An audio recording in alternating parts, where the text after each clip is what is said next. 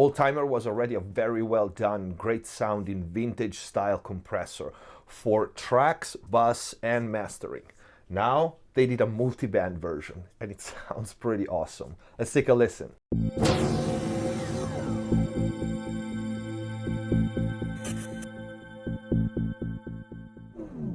Hello everyone, welcome back to MixbusTv. Hope you're having a great day. Before we start, please check the info box down below for my mixing courses, free plugins and special offers and discounts. Also the link to Oldtimer multiband that we are seeing today and other links if you want to help the channel in this difficult moment. So Oldtimer was already a success. It was a great sounding plugin. I had it for a long time, then changing computers and stuff, I kind of lost it.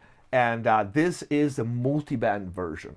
And it adds so much more flexibility to a plugin that was already great sounding. And you really nailed the vintage program-dependent behavior of the vintage compressors. And it already had the wideband version, several features that made it very useful and versatile for any mix. But this one, the multiband, has got everything you can possibly ask. Let's take a look. So we have 3 bands here.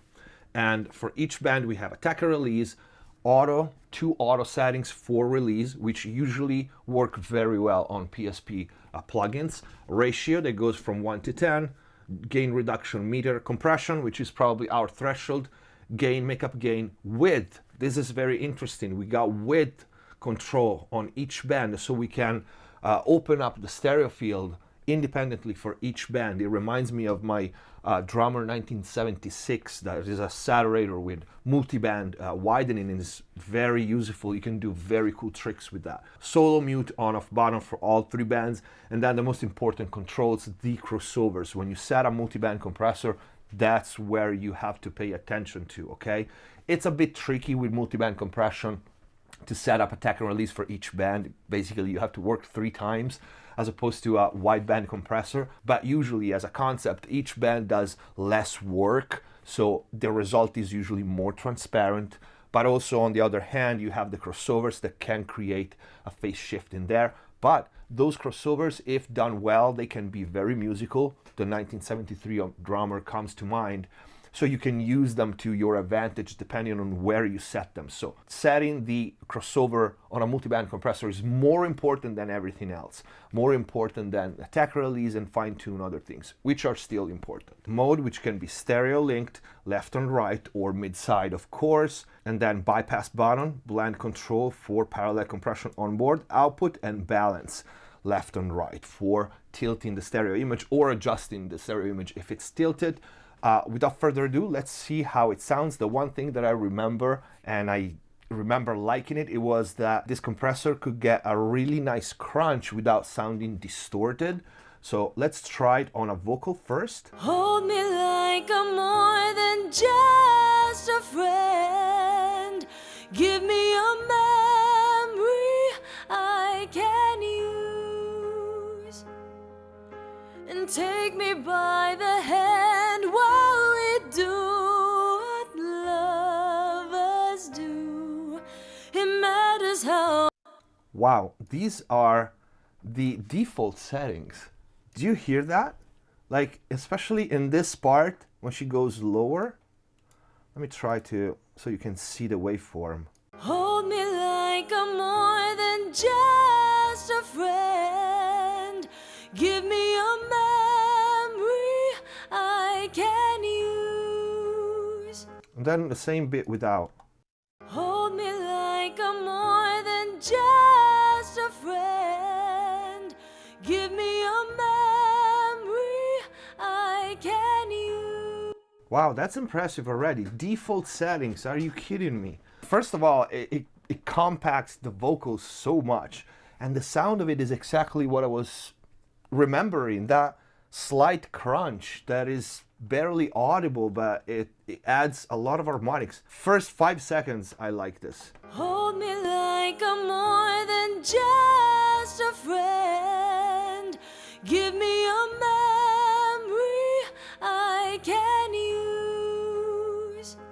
Let's solo the high end and hear what is taken care of. Hold me like I'm more than just a friend. Give me a memory. mid-range. Hold me like I'm more than just a friend. And then low end. Of course, the mid-range is the one that is working harder. Hold me like I'm more than just a friend. I'm looking at the gain reduction meters, and first of all, the ballistics are spot on, and it's not common. Like, you can see how slow and mellow is the low compression, the low band compression. That is a good VU meter, which might sound silly, but it actually helps. So let me see if I can use this like as a de-esser, for example. Hold me like I'm more than just a friend. Give me a memory I can use. And take me by the hand while we do what lovers do. It matters how this ends. We have a little bit of gain increase. Let's turn down the output. Hold me like I'm more than just a friend. Give me a memory I can use. And take me by the hand while we do what lovers do. Basically, I'm using just the high end to compress it, and then using the makeup gain to make it louder. God, it sounds so smooth. And the mid band, it's crazy how well it compresses and keep the vocal down. Hold me like I'm more than just a friend. Give me a memory I can use. And take me by the hand while we do what lovers do. I'm sure you can hear the crunch, the slight saturation it has. Absolutely cool. This compressor sounds really good right off the bat. Other vocals. I've been dancing with the wolves in my head, painting pictures of confusion. Am I mad? Underestimating all the rules I've set. I've been craving for Somalis, acting strange, I call it funny. I'm trapped in illusion again. I see no barriers in front of me, just possibilities. So baby, here I am. Wow, it sounds really, really great. I don't know what it does on the top end, but I absolutely love it. It's not even compensating for the gain reduction that the high band is applying. And these are the standard, like, default settings. We have a bunch of course, presets, bus comp, glue things together, which I can totally see that doing. Mastering classical, leveler. I love the auto settings. I've been dancing with the wolves in my head, painting pictures of confusion. Am I mad? Underestimating all the rules I've set. You seen, guys, I'm compressing 9 to 12 dB. It sounds so smooth. Like, this just skyrocketed at the top of my top 5 right away. I've been dancing with the wolves in my head, painting pictures of confusion. Am I mad? Underestimating all the rules I've set. You can hear just switching from slow release to super fast release, how much more aggressive, not in a 76 style aggressive, but very crunchy, very upfront, not nervous. I totally love it. Let's try it on more complex material.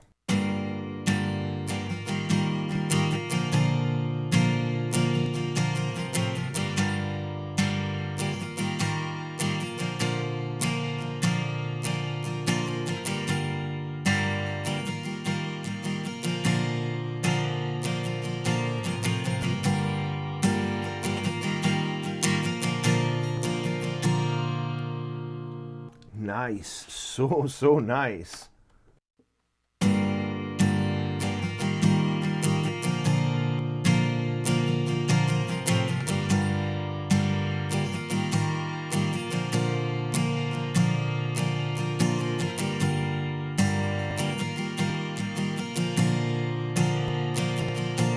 Something I didn't notice before, we can pick what order the filters are, fourth, second, first order, to adjust the steepness of the crossovers.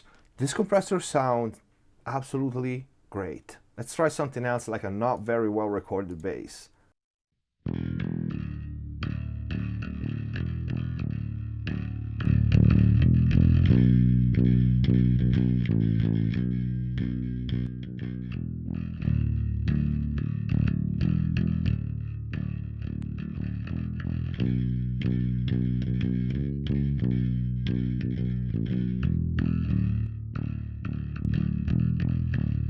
Wow, it really sounds great. And as you can see, I'm not really touching the controls that much. I don't feel the need. Probably they can be adjusted and fine-tuned, but this compressor is so very forgiving. The filters and the crossovers are very transparent. I want to try on a full stereo mix because I want to try the width control and see how that works. So let's try on electronic mix, big low end, something that could be challenging for other compressors. Okay, I'll adjust by hand here. I want the low band to take care of everything on 100 and low, and the high end, let's go to 2K. I want 2K.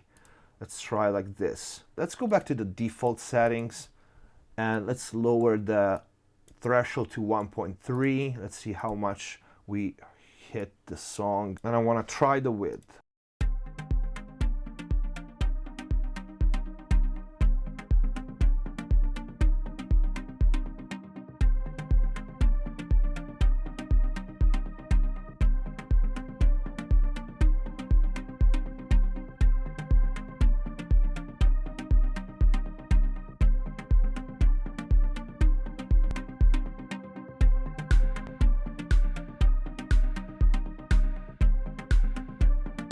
Very, very subtle, very nice, and it sounds extremely natural.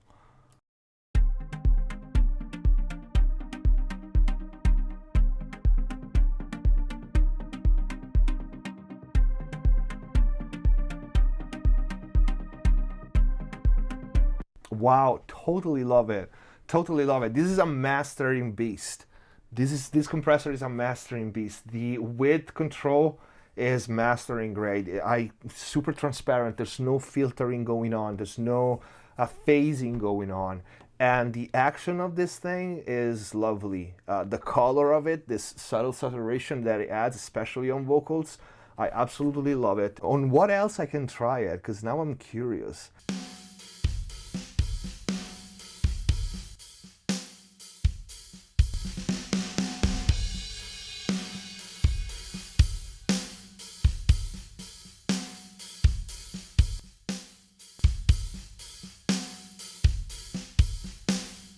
It gets interesting even when you push it. It's not a compressor that you want to like use to smash drums, like I don't know, the Successor or an 1176. Definitely not the case. But used with mild settings, like we said before, compressed light, it's lovely.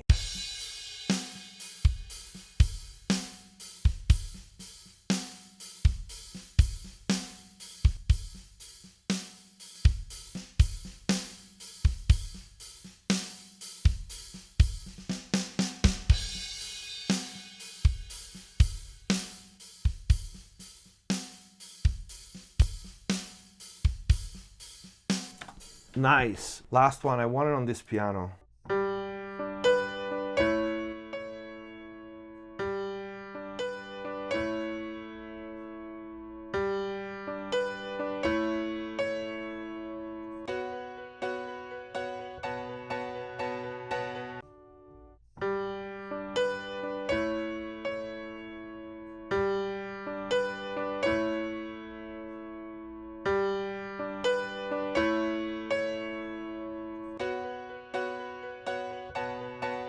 I love it how you can use it to clean up that, low end on this piano without EQing really.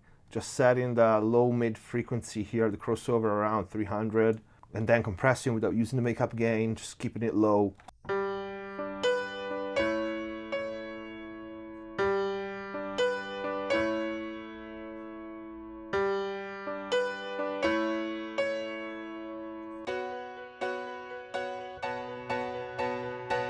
Definitely cool.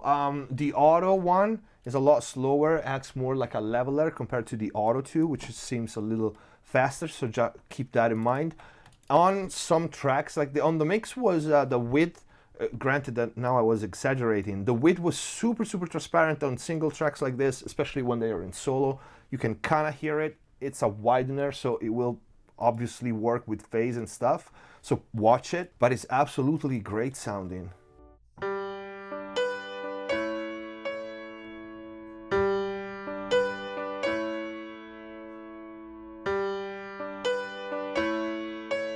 And I'm compressing here 13, 14 dB of gain reduction on the low end. It's so smooth and it does not have any artifact. Well done, PSP, Oldtimer, Multiband. Definitely a must-have. I totally love it. And as you can see, now we have a guest. This is it for this video. This was Oldtimer Multiband vintage style compressor. Sounds absolutely great. I hope this video was useful. I hope you liked it. If you did, please don't forget to leave a like. If not for me, for Oreo. And before you go, please check the info box down below for my mixing courses. Links to PSP Oldtimer Multiband. Thank you for watching. Subscribe if you haven't already. See you next time. From her too.